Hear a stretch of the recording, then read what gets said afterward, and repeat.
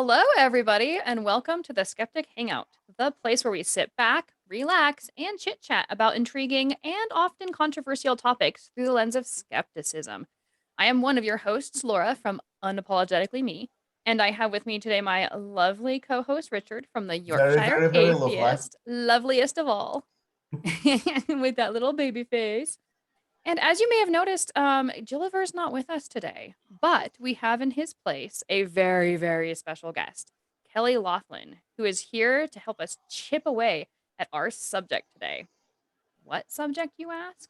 Why, it's my favorite thing to chip away at, and I suspect Kelly's as well: rocks. So grab your English tea or your creme brulee latte and join us as we discuss all the magical, mystical healing powers of crystals. This is episode 45, Rocks.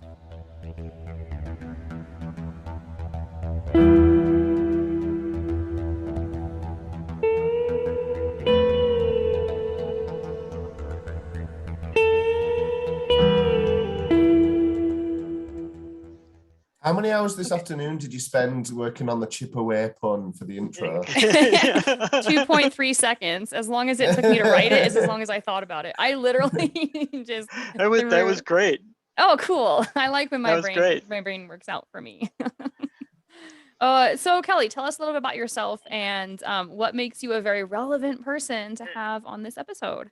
Well, many years ago, back in the 80s, I started out as a crystal seller in the metaphysical market. I was involved with psychic fairs. It was a pretty lucrative thing. I made quite a bit of money back in the 80s. And the more I got involved in it and the more I started doing empirical experiments with this idea that these rocks could heal, the more I realized that there was nothing behind these things that I believed in. I kind of got dragged into it by my ex-wife, and I stuck through it. We were together for like 6 years after we married, and when we got divorced, I really started examining the beliefs that I had about this thing, because I no longer had her pumping it into my head. Mhm. So, like I said, I started doing empirical experiments. I started talking to the psychics more that I was working with on a weekly basis. And the more and more I was involved in it, and especially in the backstage part of it, the more I realized that it was really just all fake, Bunch of woo-woo. unfortunately. I mean, I would love to have it be real, but it's just not. That's actually how I feel about religion too, is like I have no problem believing in it if I'm convinced that it's true, but if I'm not convinced that it's true, there's nothing you can do to Hmm. force me to believe something that I just don't believe. Do you Yeah. think that's a big misconception that people have about all sorts of beliefs? So as well, like you don't get to just choose, do you? You don't get to choose, yeah, I think this is true or I think it's not. You're either convinced or you're not. And it's yeah, you can Right. do as much research or thought provoking sort of reflection and what have you as you can, but there's just a point where you're like, no, I'm not buying this anymore. Right, that's exactly what happened too. The more and more I thought about it, and the more I tried to make it work, and it didn't work, the more I realized that I had just had all these false beliefs for the last 5, 6 years. And it was really hard on me, because I had to redefine who I was, not Mm. just as a person, but professionally, because this was how I made my money, Yeah. So I was able to do that. Fortunately, I went into fine mineral specimen sales, which is related, but we don't believe in the woo for the most part. So Yeah, no, you still sell the rocks, but you sell them. I won't say honestly now because I think you honestly believed back then that what you were doing was legitimate, but you're mhm, selling them more for what they are, just minerals and rocks right, and crystals and stuff, but not with any sort of um magical powers attached to them. correct, correct. Here's the thing, like there are so many things in the world, in nature, that kind of look really boring and dull and mundane. Mud doesn't look very exciting. Bark on a tree can sometimes look nice, but doesn't, necessarily offer up much awe and wonder. But things like a really good rock or a really shiny, sparkly crystal, I can see the sort of rationale behind people thinking there must be more to this. Things like this that are so beautiful and so perfect can't just happen on their own for no apparent reason, there must be something magical or special about them. I can understand that sort of natural base instinct and stuff. What was it that sort of got you into that in the first place? A lot of it was I had been playing with rocks since I was a young child. I started collecting rocks when I was probably 7 or 8. So it was something I'd always done. As I moved into my late teens, early 20s, I started to learn to make jewelry. So it was just the path my life took all throughout my life. I even tried to go into other things thinking that this wasn't ever going to be a business for me. But those other things just never really panned out. And here I am. I ended up being a rock dealer. So, but yeah, I had a really hard transition from that point where I stopped believing in all that woo to here. It was a pretty tough time for me, but I'm glad I made that transition. So I'm glad you are. I was just going to say, like, my transition away from sort of my past religious life was more just a personal thing that sort of didn't affect me in any ways, you know, financially or, you know, in terms of my occupation and what have you. So I imagine something that does upend everything must have been a much bigger deal. Yeah, I kind of moved into atheism as a late teen, and that same thing. It really didn't have an effect on me because it wasn't part of my persona, right? It wasn't who I was. It was just a small part of who I was. But this was much bigger. I mean, this was almost everything. It was my job. It was what people knew me for, right? So it was a really big change for me. But it was a good change. So I think it's really significant though that you did go through that change, because now you're able to offer, like, not only do you still get to do what you love and work with things that you're really passionate about, which some people have to walk away from altogether, especially people like pastors and stuff. They need to redefine themselves, and you were able to kind of transition. But what I love about, or the silver lining with the hardships that you went through, are that now you get to turn it around and educate people. And like I I try to. love, yeah, I want to really like shill you for a second and like put you up on a pedestal for what you do, like on Facebook, for example, kind of breaking up some of those myths about crystal healing and stuff like that. Um, Mhm. so what are some of the really, really common or popular myths that you hear that you're trying to dispel? Um, there, I could tell you why I do what I do. Oh, The really the commonest myth is that they have some kind of healing power, and the different stones can heal different things, and it's usually the same kind of pseudoscience behind the thinking. You get that um, quantum woo. Oh, everything vibrates on a quantum level, and if you put the vibrations together, and this vibration's good for you, and this one's bad for you, which, I mean, it kind of sounds good if you don't know anything about quantum physics, but really, it's just not right. But one of the reasons I really do this is because I feel that it's really hurting people, and and it's not just people not going to a doctor, but they're spending money that could be going toward their health instead. Like, instead of spending $30 a month on buying a crystal, buy more fresh vegetables and eat them, right? And right. so that's my main reason for doing what I do. But I think it also hurts the mineral market too. So I have selfish reasons as well. So Those are talk always the best reasons. The the selfish selfish ones, ones. yeah, Yeah. they're the most self-motivating anyway, Yeah, right? yeah. Um, what like talk a little bit more about how it hurts the mineral market, because that kind of hit me from left field. I would have thought that it like helps because it More drives sales for sales. whatever reason, Yeah, the better. yeah. Yeah. So This is one of the biggest arguments I've had with metaphysical crystal dealers too, because oh, it's not hurting me. I'm making $30 a week on the weekends just doing nothing, right? wow. And what it's done is it's inflated prices of things, of low quality items, like just a simple quartz crystal that I've seen selling for as much as $10 when it's really worth 50 cents. Yeah. Tumbled stones are another example where you see them selling for $5, $6 and they're worth 50 cents, right? It also kind of has taken, if you go into one crystal store, I call them magic shops. To me, they're not rock shops. And if Yeah. you go into one and you look at the rocks they have in there, and then you go into the next one, they got the same rocks. And then you go to the third one and they got the same stuff again. So they're taking the whole this whole wonderful universe of mineral collecting. There's 5,000 different minerals, and they're taking it down to like 30 or 40 of them. And so, I've actually had a woman come into my shop and ask me if I could write her a list of all the minerals that existed. And I pulled out a 6-volume set of books, and I said, well, here's the list. I don't know how It's going to take a little more research than that. Yeah, it's going to take me a while if you want a real list. So. That's a really good point, because I remember going to museums. I was an avid rock collector when I was a kid, and like you have a special place in my heart and don't even know it, because like my mom is an amateur geologist, and I don't know a lot of the names and stuff like that, but I do. I have my rock collections from when I was a kid, and then I've added to it with my kids. But one thing I noticed, I would go to museums and just pick up like a bag of polished rocks. You say tumblers. I'll get back to that in a second, but you pick up like a bag of polished rocks for like a couple of bucks, right? And you make a really good point. You go into a crystal healing shop, like whatever you want to call it. I like the idea of magic shop. And you're gonna pay 2, 3, 4, 5 times as much for that exact same rock. So that's I never thought of it that way, but you're absolutely right. Put a chain around it, make it into a necklace, and now you can sell it for 10 times as much, you know? Right. And they have a tendency to like to not label things too in those type of stores. They'll just put a whole bunch of them in a basket, right?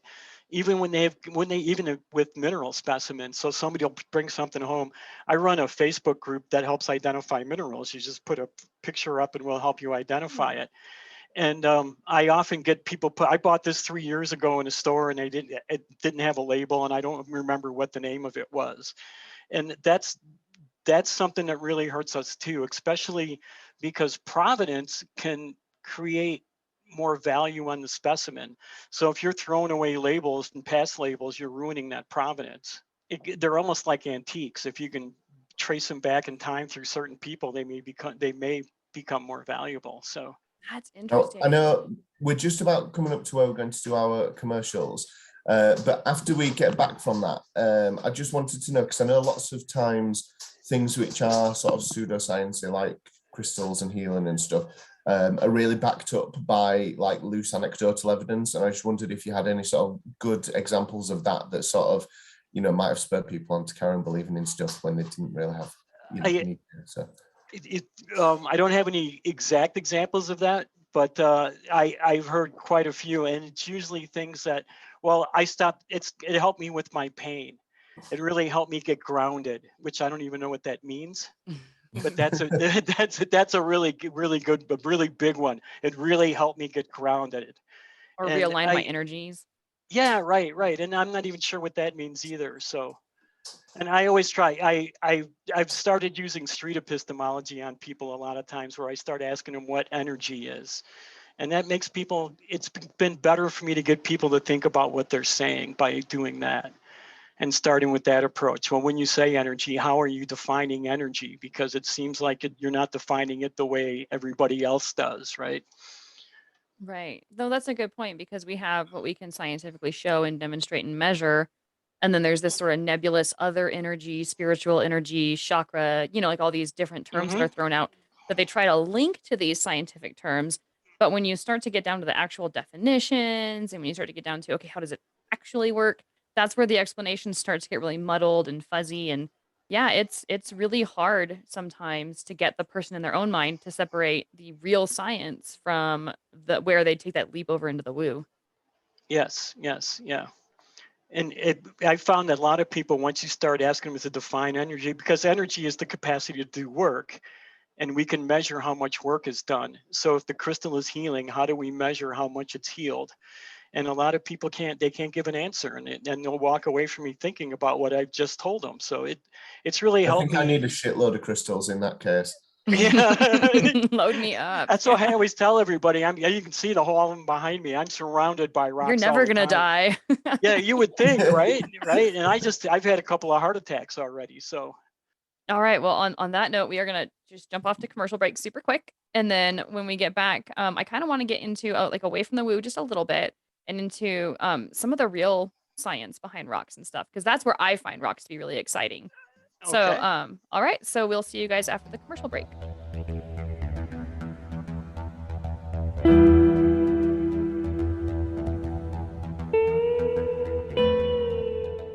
right. So without our wonderful Jill over here to start us off on our commercial break, I do want to throw out there, I told him I would tell everybody why he is not here. So his mom just passed away, and she passed away from COVID.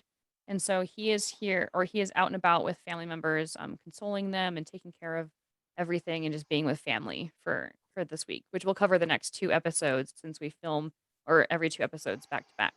So he will not be with us. Our thoughts are with him, and if you guys want to offer your condolences, that's fine.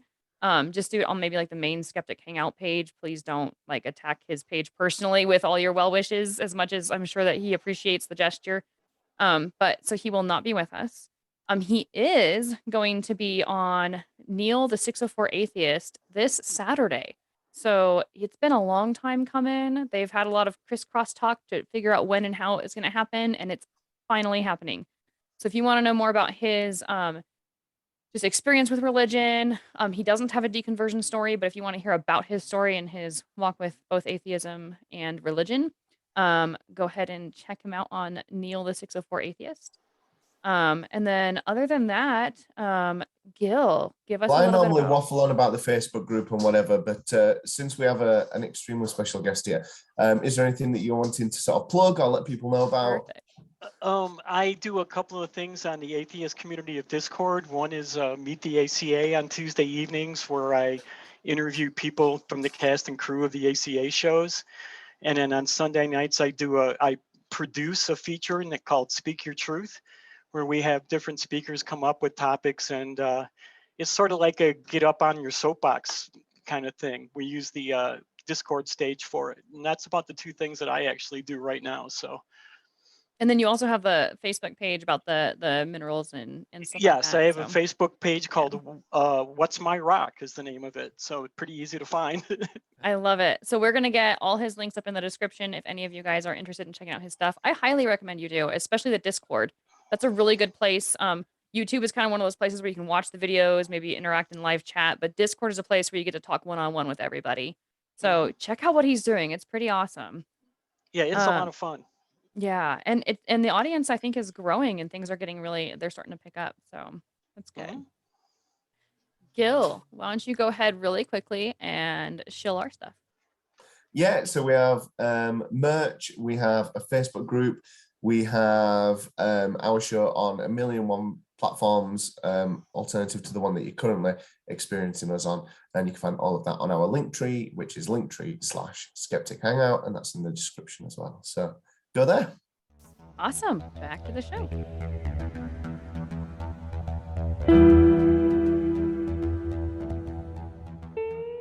Okay, so we've got a few more minutes here to finish things out. I know we're doing shorter episodes now, so that the shows go by a lot faster. They pass like lightning.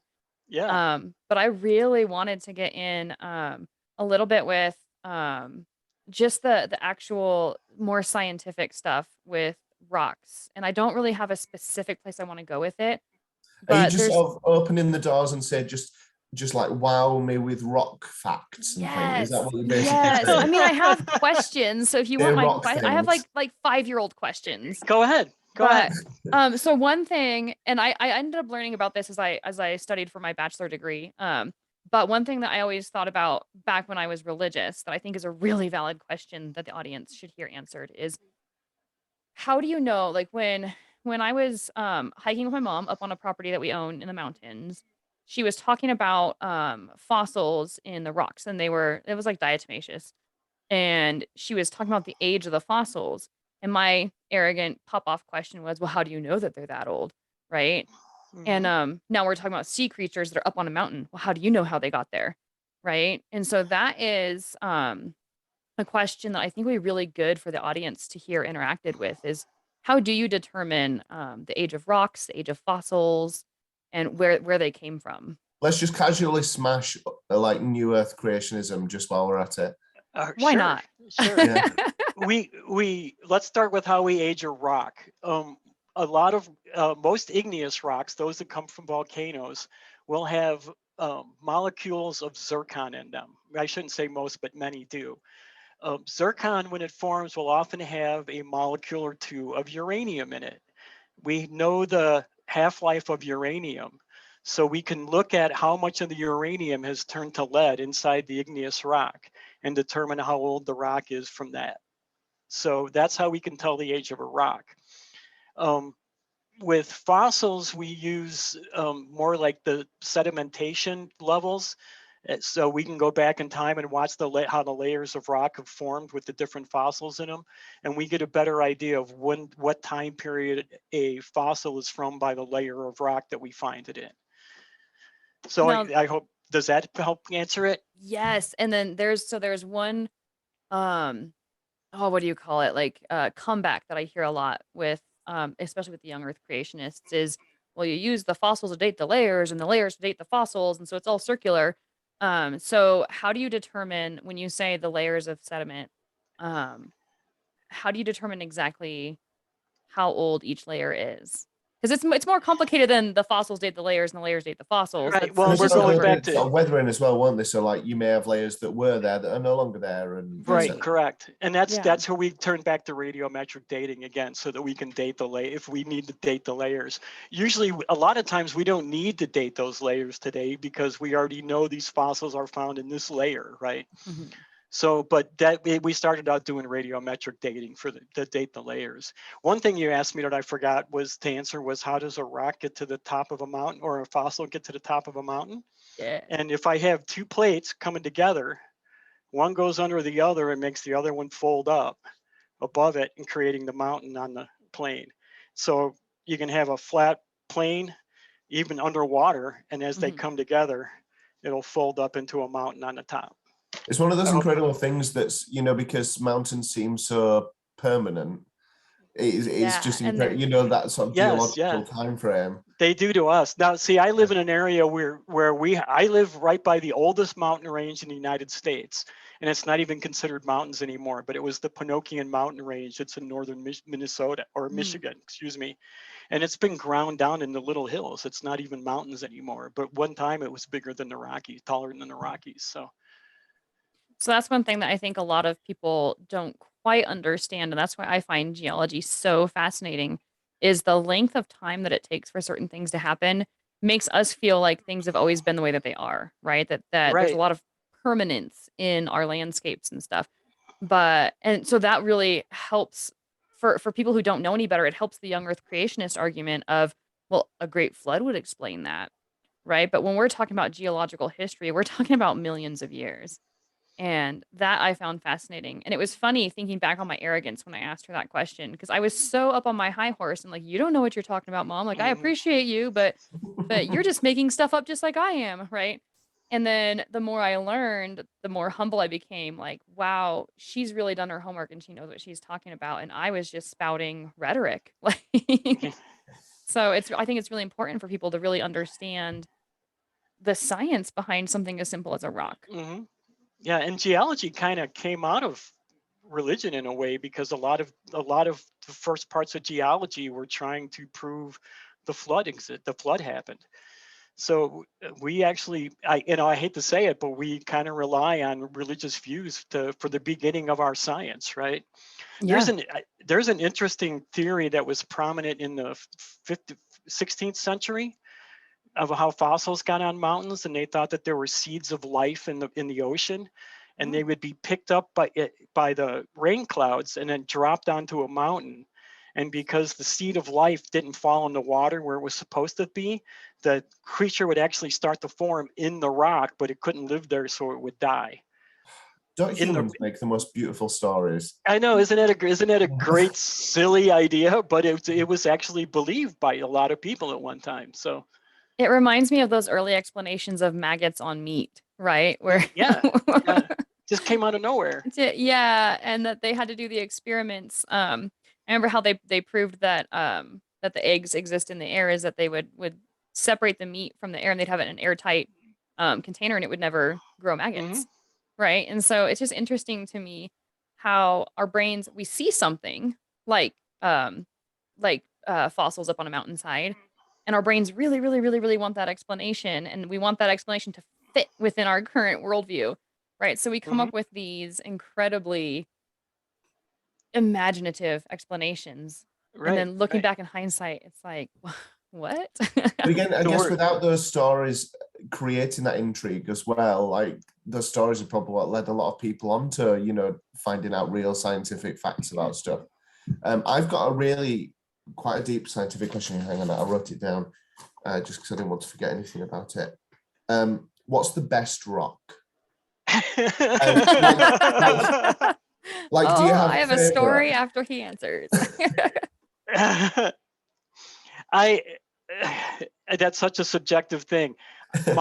My favorite rock that I own is a giant piece of salamalane, which is really hard to say, but it's a manganese oxide mineral, and it looks like a bunch of black grapes, like a giant black grape cluster, and it's about a foot long. And I will actually sometimes hold it in my lap like a baby when I'm watching TV at night. So to me, that's the best rock. That is awesome. Oh, I remember I thought it was so cool when I learned that, like, we don't learn it like as kids necessarily, that some rocks are magnetic. So like hematite, right? I Mhm. remember when I first learned about that, I was probably in my 20s and I was like, this is the coolest rock ever. But yeah, so I have a story about cool rocks. When I was collecting rocks growing up, my favorite rock was tiger's eye. Like I loved the deep dark colors and the stripes and stuff like that. And I remember I have this vivid memory of being in baseball, and my coach thought it'd be really cool, instead of getting all of us trophies, to give everyone a polished rock. And I mean, I suspect now in hindsight that he probably just didn't get the trophies in time or forgot to order them or something. But I remember him passing around all these really cool polished rocks to each of the players. And mind you, I was the only girl on the team. So he gets around to me and I'm all excited and I'm hoping for a tiger's eye and I'm praying. And he hands me this big round rose quartz because it's pink Pink. and I'm a girl. And I remember at that time being crushed because I didn't want to be associated as female or girl. I wanted to be known as a baseball player. And anyway, so it was just, I have this like stark memory in my mind of just hoping and hoping for a tiger's eye and getting this cute, beautiful little rose quartz. We could still make that happen. Well, I have since then collected a few tiger's eyes, but like with a favorite rock question, I got a little bit thrown off with the flow of where we were going. So I love the question. I think it's really cool. Oh, But we were talking about how we make up ideas for things because we don't know the answers to them yet. And I was going to mention that the Mhm. word crystal itself in Greek means ice, because when they first saw quartz crystals, they thought it was ice that had gotten so cold that it permanently froze. So there's just another weird idea about rocks that we know obviously today isn't true. So I love it. Kind of makes you wonder what today we believe that, in 10 years from now, we're going to be like, they actually used to think that, Yeah. yeah, or even right. like 100 or 1,000 years. That's crazy. So Gil had mentioned something earlier in the episode, about rocks being so beautiful and perfect and all of that. And a lot of times what we're talking about when we say that gems or rocks are so beautiful is we're talking about the polished versions, the versions that are cut down, shaped, put through a tumbler. Mhm. Um, so talk to us about that a little bit. Like when you first grab, like let's say something like an opal or a sapphire out of the ground, what does it actually look like? Um, they actually don't look that much different. A really good gem quality one doesn't look that much different from the finished product, except that it's been shaped, polished so it's a Mhm. little bit brighter. But you can like a really good sapphire, it's going to still have that color. You're still going to be able to see through it. I often will have garnets are pretty common. They're found all around the place. And Mhm. I have had people bring me garnets that are not gemmy garnets. And they think that somehow we can polish it up and turn it into a gemstone. And you really just can't, because it's just not going to ever be a gem. So when you find a lot of gems, they're going to look a lot like they do when you finish them. They're just not finished yet. They're not shaped. They don't have a real shiny surface. But yeah, they're pretty much the same in that respect. So, and Yes. a lot of stones and crystals do have a lot of aesthetic value in their rough form. So, Oh, beautiful. Yeah, absolutely. And I think a lot of times what we think about with like raw stone versus a polished gem is you think about purity level, right? Like what you're saying is when they look virtually the same, you're talking about like one that's pretty pure. But then you can mhm, also find like veins or ones that are mixing with other rocks. And so you get these really complex, different looking rocks, which can really be quite neat. But mhm, I have a friend of mine who loves opal hunting and he showed me a fire opal of his that he just pulled it like out of a box of just raw opal, and it was really beautiful. It hadn't been polished yet or anything, but it was a very beautiful red color with just so many facets. I mean, it was actually almost closer to a brown, like a maroon color. Hmm. And and it was really quite like spectacular to see. But one thing to think about when we talk about raw gems is like, yeah, you can find those chunks of like the really pure ones, but there's also a lot of times where rocks are just all it's all mixed in together. There's veins, there's impurities and stuff like that. There's a lot of stones too that when you find them rough, they don't look like a lot of agates won't look like much, or jaspers, but they're polished into gemstones or thrown into a rock tumbler, and they're beautiful afterwards. But when you first look at them, they don't. That doesn't look so great. But you can change some things that way. But with some of the finer gemstones will look a lot like they're going to look finished when you find them. Otherwise, they wouldn't be a good gemstone, honestly. If that makes sense. Oh, it totally does. Yeah. Yeah.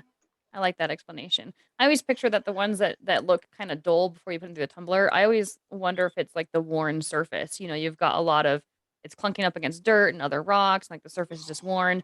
And what the polisher does is just like removes all that gook and just leaves a very Yeah, clean surface. it's sort of like if you take a rock and you get it wet and brings out all the colors and stuff because you've gotten it wet. That's what you're doing when you polish it. So you look at it when it's in the rough and it doesn't have any, it's kind of icky. It doesn't have the color to it, bumpy surface, right? But you smooth it out, you make it polished, and it looks like it's wet, and everything just pops out of it, right? Yeah, that's just I really had a question because obviously we were talking earlier on about the sort of woo and all the magical healing properties of things which are unsubstantiated. Do you know of any sort of rocks or crystals or anything that do legitimately have some sort of beneficial effect, or is literally every single sort of claim that's made in that regard just nonsense? Well, you can have radiology, and it comes from uranium. That's a rock. There are some tourmaline and quartz are both piezoelectric. They'll give off an electrical charge when they're compressed, and you can use that property to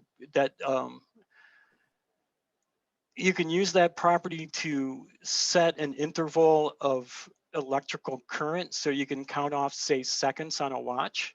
And that's why you'll see like an 18 joule watch. That's what the joules are doing in there, is they're creating the seconds, right? So there are benefits to some rocks. There's just not so much healing benefits. Although you can get things like, and I don't know if they still do. Back in the 80s, I had a friend who was bipolar, and they treated him with lithium.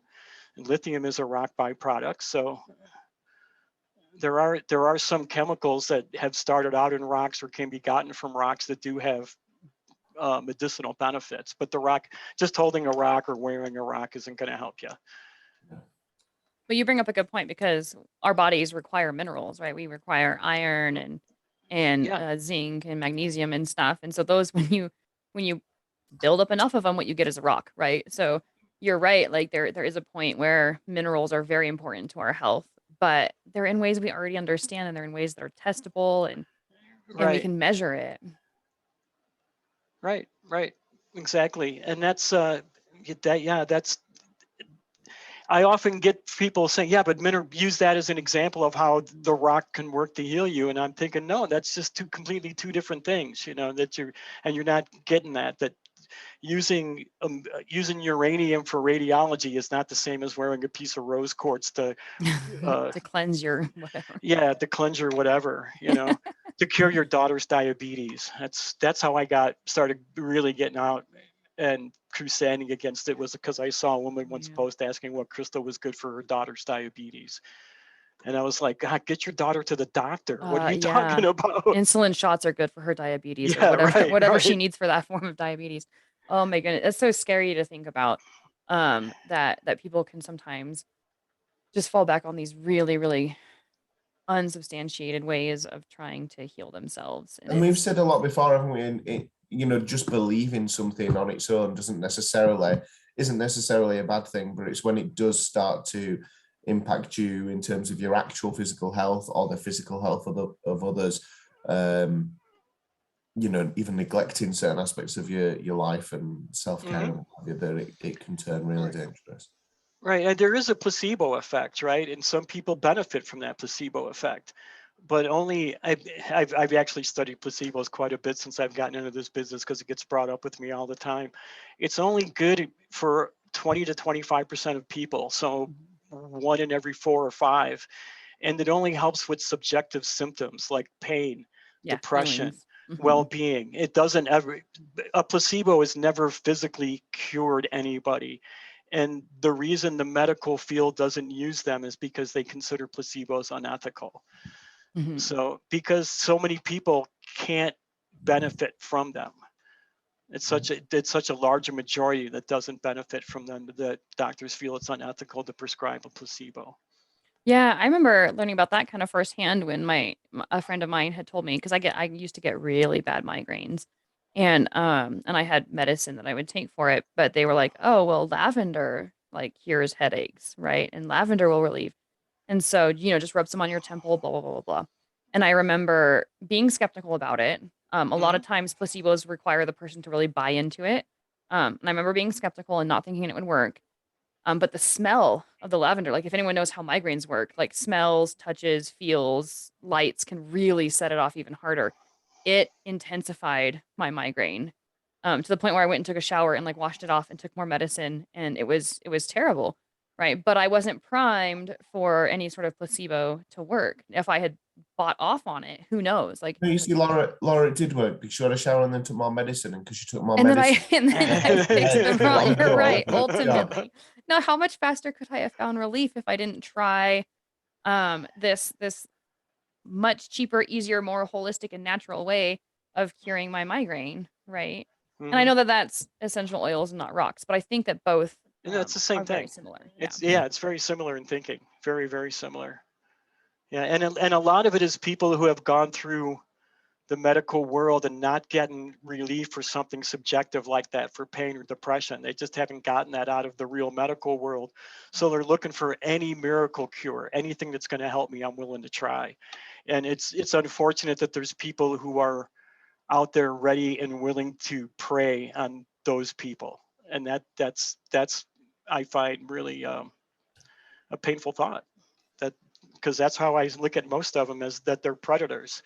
Unfortunately, there's a lot of people out there that are like I was, that they really believe it, and those are the ones I think that are easier to get out of it, in a lot of ways, than the ones who already know that it's BS and are doing it anyway. Those are the ones who know it's BS and are doing it anyway will argue with me way more vociferously than the ones who actually believe it. That's sort of an interesting observation, isn't it? That like if you have a genuine but perhaps ignorant belief, it's sort of easier to let go of than if you've just doubled down on a belief that you're already either aware is a bad belief or you're already aware of all the challenges to that belief and you're just doubling down. It's so much easier to talk to someone when they're like, "No, I just genuinely believe that this is true." Hmm. Right? Like I know that was me with religion is I didn't really care what the truth was. I just wanted to follow the truth. So if I thought the truth was Christianity, I wanted to be a Christian. When I thought the truth was Islam, I wanted to be a Muslim, right? And it's like now that I really don't think that the truth lies with any religion, I don't really want to have anything to do with any religion, right? And you And always knew that the truth was not rose quartz. no, there was probably a time in my early 20s, maybe late teens, where I was probably convinced that crystals had some because there was a point where I was deeply spiritual without any direction, right? Where Yeah, yeah, everything was yeah. magical at that point, right? Like I remember burning candles like wealth candles and luck candles and crap like that. So no, I think I went through that phase too. You're at there's that old Zen saying about enlightenment. First you see the mountain, then there is no mountain, then there is, right? You're at the point where there was no mountain, right? Yeah. Yeah, exactly. Yeah. So I think we've come to the end of our Everything's time magic. in this episode. So I mean, I just wanted to say my final thoughts in terms of all of this, and I'm just really thankful that you've come on and talked about all this stuff because I think it's fascinating. And it reminded me of we went to just like a small local museum a couple of months ago with my niece and nephews, and there were lots of like taxidermied birds. There were like some massive stuff. They were like, it was like a random weird local museum, and there was like a big rock section. And out of all the sections of this museum that we were in, the kids were just enthralled by the rocks and the crystals and all of that lot.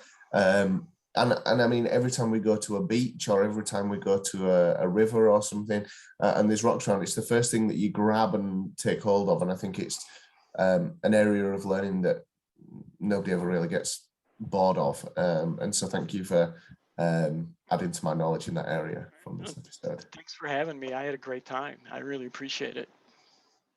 And before we go, do you have any final thoughts, messages? So for me, like I think that the more important message to talk about on a skeptical show is what we talked about, is the faith healing, the properties. How do we know what's what? How do we know if a dating of a rock is accurate or not? Like those things are all good skeptical questions. But me as a person, like I'm just really, really captivated by more of the what I see with my mom, the amateur geologist stuff, the trying to identify crystals, the looking around when you go for a walk. And I always pick up little handfuls of pretty rocks when I'm walking with my family and stuff.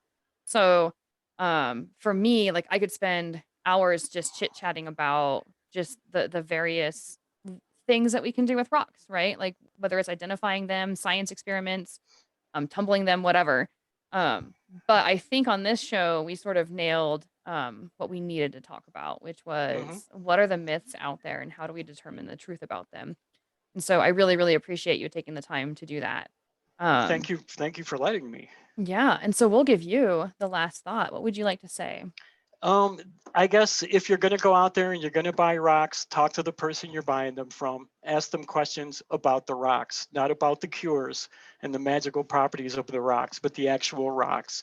And you're going to probably get a much better deal from the people who actually know about the rocks and not about the magic behind it. So that's probably my best advice for anybody who wants to get into rock collecting and go out and buy specimens.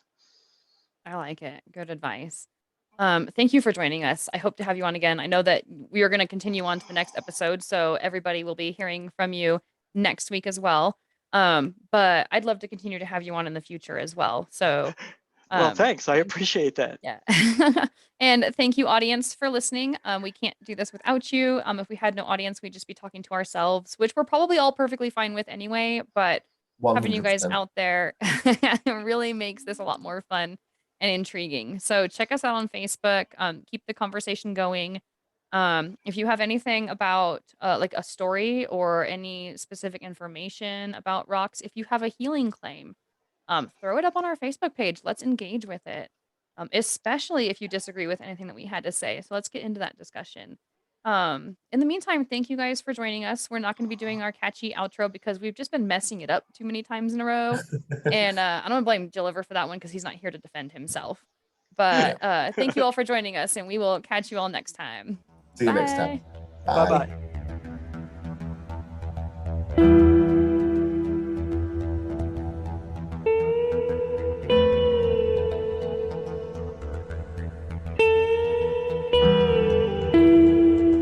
All right, so without our wonderful tongue twister.